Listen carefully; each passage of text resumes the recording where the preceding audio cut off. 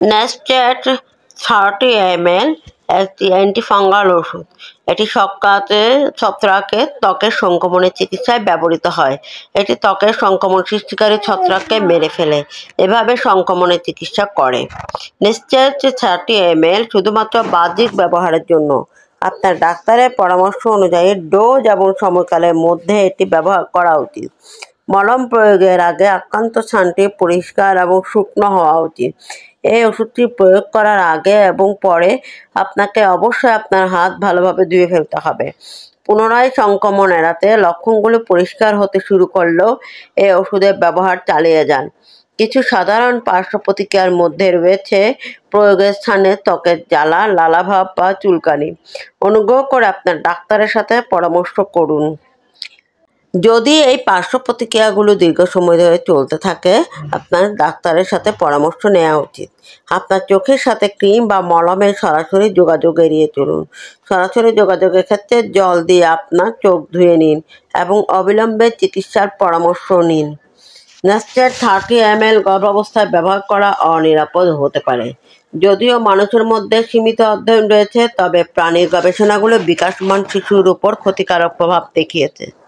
আপনার ডাক্তার আপনাকে এটি নির্ধারণ করার আগে বেনিফিট এবং সম্ভাব্য ঝুঁকি ওজন করবেন। অনুগ্রহ করে আপনার ডাক্তারের সাথে পরামর্শ করুন। নেস্টেড 30 ml বুকের দুধ খাওয়ানোর সময় ব্যবহার করা নিরাপদ। মানব গবেষণায় পরামর্শ দেওয়া হয়েছে যে ওষুধটি উল্লেখযোগ্য পরিমাণের বুকের দুধে প্রবেশ করে না এবং পিতার জন্য ক্ষতিকারক নয়। শিশুর ত্বক চিকিৎসা করা এলাকার সাথে সরাসরি সংস্পর্শে আসা উচিত নয়।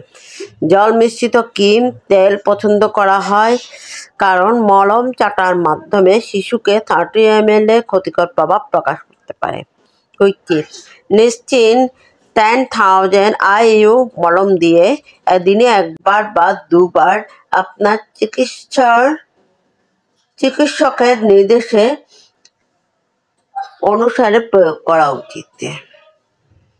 এই ওষুধটি আপনার ডাক্তারের পরামর্শের চেয়ে বেশি ঘন ঘন বা দীর্ঘ সময় ব্যবহার করবেন না। চোখ, মুখে বা নাকে এটি পাওয়া এড়িয়ে চলুন। আপনি যদি ভুলবশত এই অঞ্চলে এটি পান, তবে ঠান্ডা জল দিয়ে ধুয়ে ফেলুন।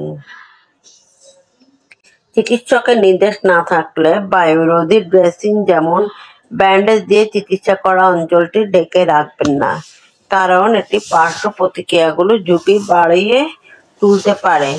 চিকিৎসার 2 সপ্তাহ পরে চিকিৎসা করা ত্বকের অঞ্চলে উন্নতি না হলে আপনার ডাক্তারকে